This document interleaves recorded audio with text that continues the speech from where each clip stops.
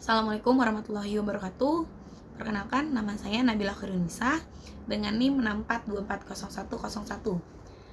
Baik, pada kesempatan kali ini, di sini saya akan menjelaskan atau menganalisis studi kasus customer care pada sektor teknologi dan sektor keuangan.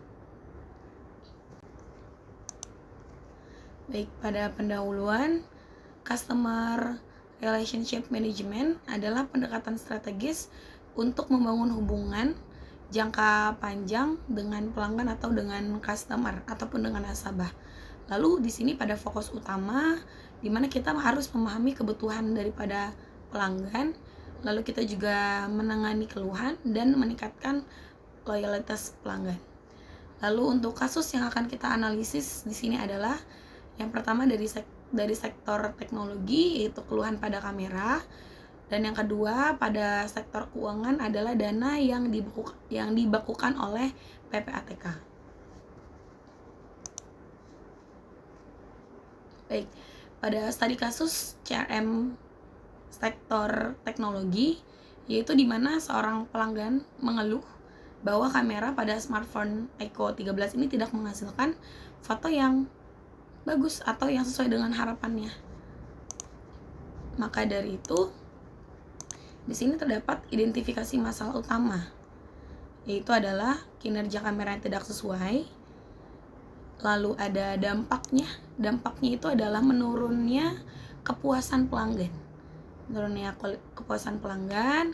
Yang dimana juga menimbulkan ketidakpercayaan terhadap kualitas produk dan berpotensi menciptakan review dari mulut ke mulut yang negatif, seperti itu.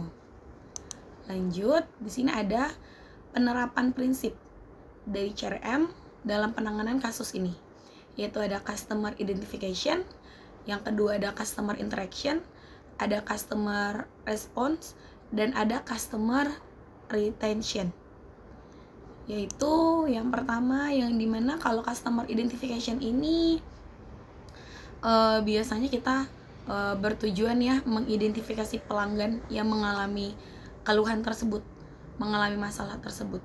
Itu adalah tahap pertamanya. Nah, pada tahap ini saya sebagai customer care itu harus mengidentifikasikan siapa pelanggan yang mengenai masalah tersebut.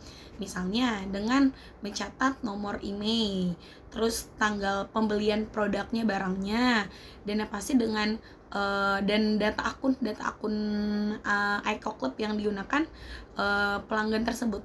Nah, lalu untuk langkah ini sangat penting sebenarnya sebagai penanganan masalah agar bisa dilakukan secara tepat sasaran pastinya.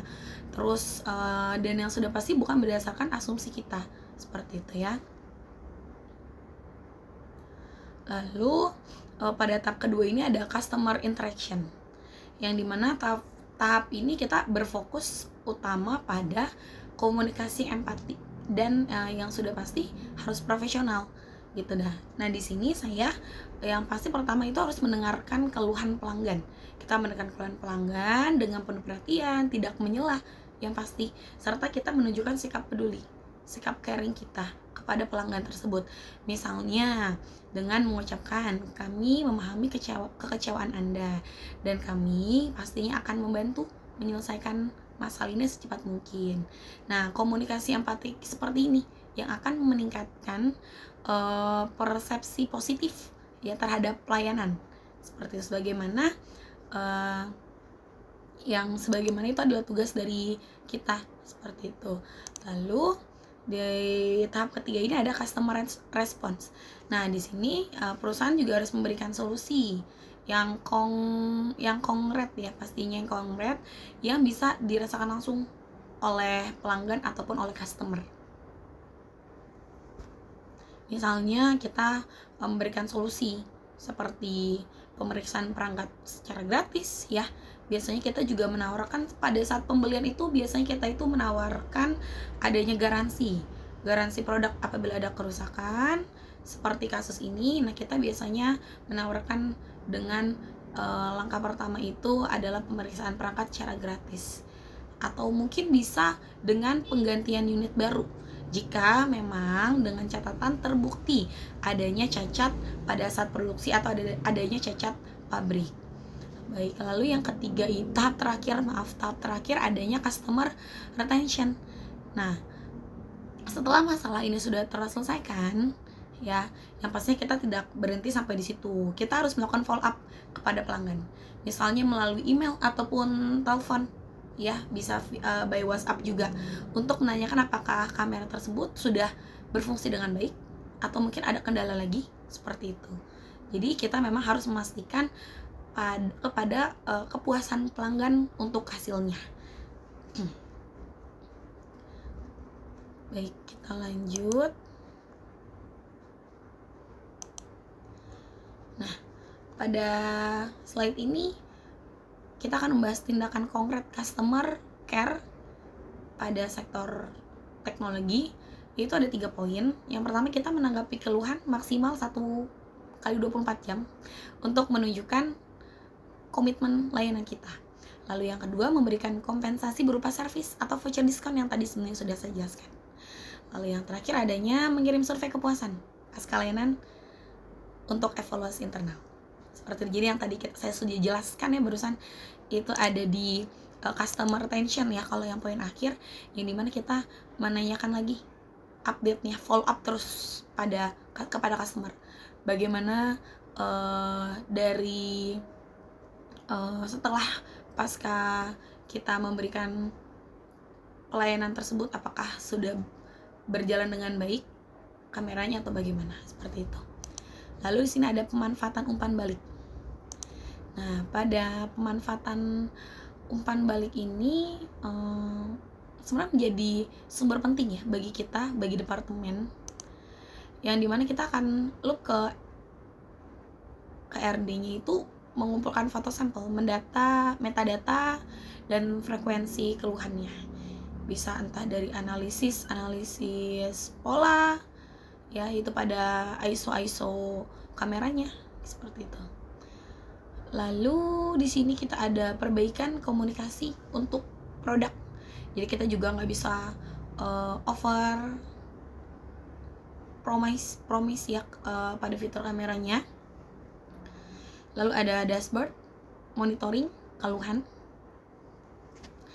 Nah, di sini juga memperkuat dari jurnal yang saya dapatkan, menurut Paramadana di tahun 2023, penggunaan data keluhan pelanggan dalam CRM ini sangat membantu perusahaan.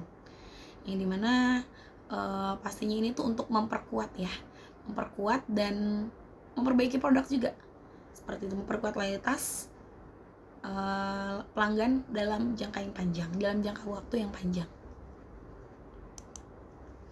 Baik, selanjutnya di sini ada studi kasus CRM pada sektor keuangan, yaitu pada Bank BCA, yang dimana di sini nasabah itu mengeluh ya karena dananya ini dibekukan oleh PPATK, yang dimana nasabah ini merasa khawatir akan kehilangan uang dan sudah pasti merasa tidak nyaman. Baik, selanjutnya analisis keluhan nasabah.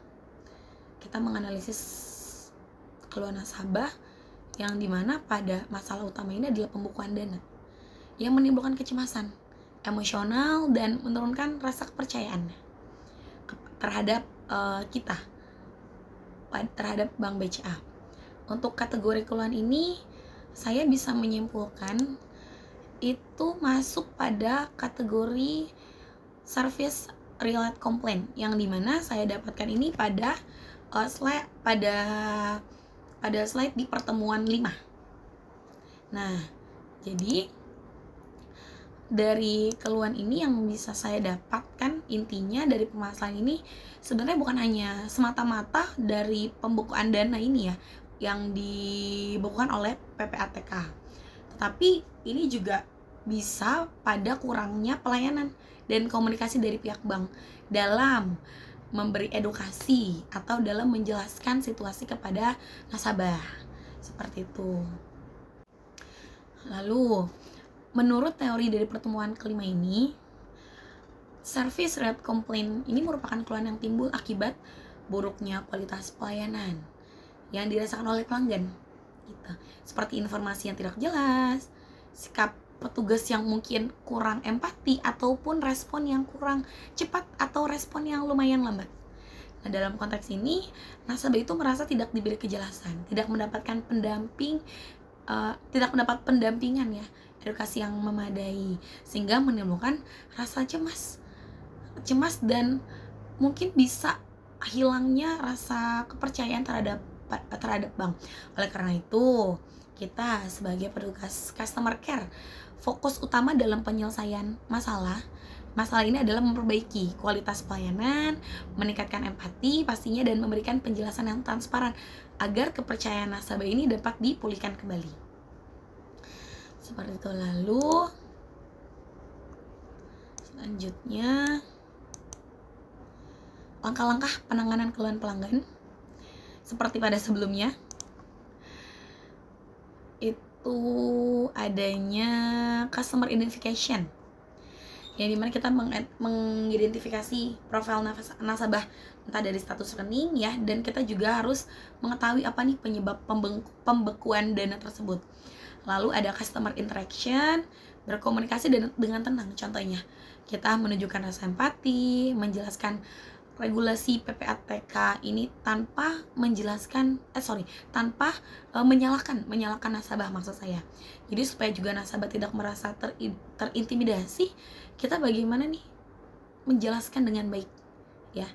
Menjelaskan dengan baik, regulasinya bagaimana, penyebabnya bagaimana, tanpa menyudutkan nasabah tersebut.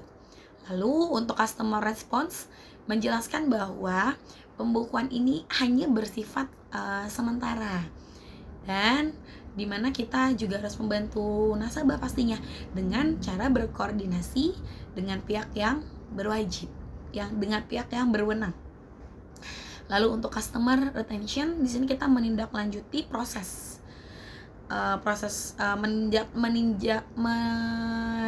menindaklanjuti progres nasabah secara proaktif pastinya, dan memberikan informasi pada setiap perkembangannya.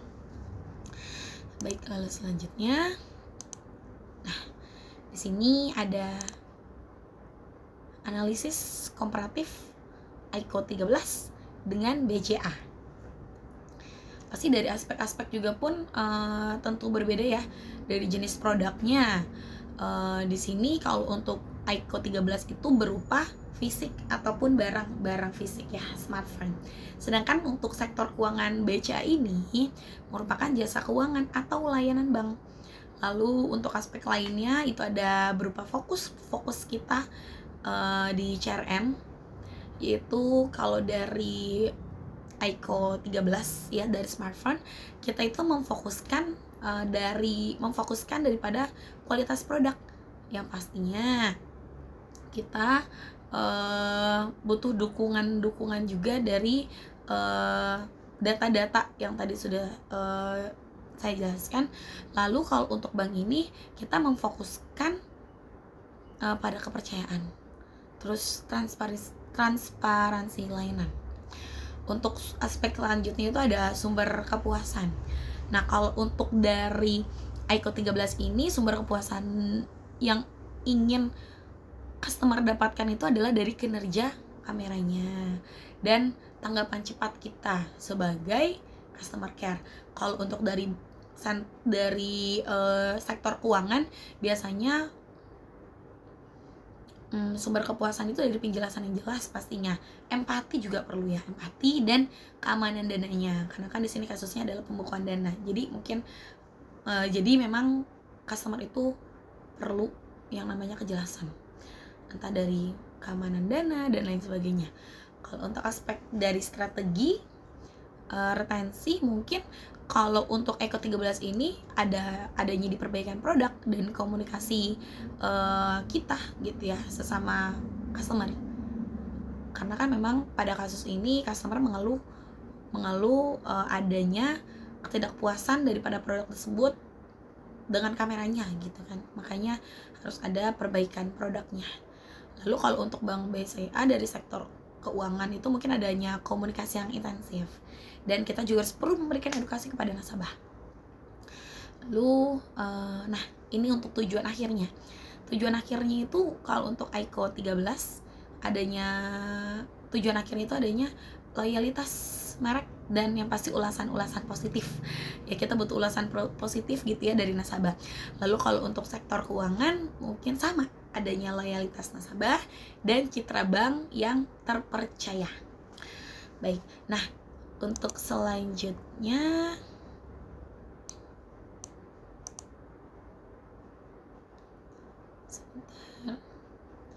oh iya, pastinya juga di sini ada persamaan ya, perbedaan dan persamaan. Kalau untuk dari perbedaan strategi ini, kalau untuk sektor teknologi biasanya lebih menitik beratkan kepada perbaikan fitur produknya yang tadi di perbaikan pada kamera. Lalu kalau untuk sektor keuangan kita lebih menekan kepada kepercayaan dan keamanan layanan pastinya. Lalu kalau untuk persamaan strateginya itu adanya keduanya ini sama-sama memerlukan yang pertama respon yang cepat terhadap keluhan, terus adanya komunikasi yang empatik dan yang pastinya harus profesional ya. Jadi kita memang harus memberikan layanan yang empati, yang profesional dalam menanggapi kasus-kasus tersebut. Lalu yang terakhir adanya pemanfaatan dari data pelanggan untuk peningkatan layanan. Seperti itu. Lalu untuk kesimpulan, yang pertama di sini CRM merupakan strategi penting untuk menjaga hubungan jangka panjang yaitu antara perusahaan dan pelanggan pastinya. Lalu yang kedua adanya dalam kasus ICO 13, di sini kita fokus utamanya adalah yang tadi ya, peningkatan produk, kualitas ya, kualitas produk dan layanan. Lalu untuk kasus BCA itu fokus utamanya dari komunikasi dan transparansi dari informasi. Jadi kita harus memberikan edukasi yang lengkap. Yang terakhir adanya keduanya menunjukkan bahwa kepuasan dan loyalitas pelanggan itu dapat dibangun melalui pelayanan yang cepat, empati dan konsistensi merek. Baik, berikut daftar pustaka yang saya dapatkan.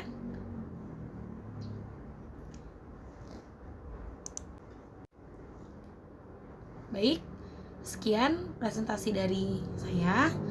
Kurang lebihnya mohon maaf. Terima kasih. Saya pamit undur diri. Wassalamualaikum warahmatullahi wabarakatuh.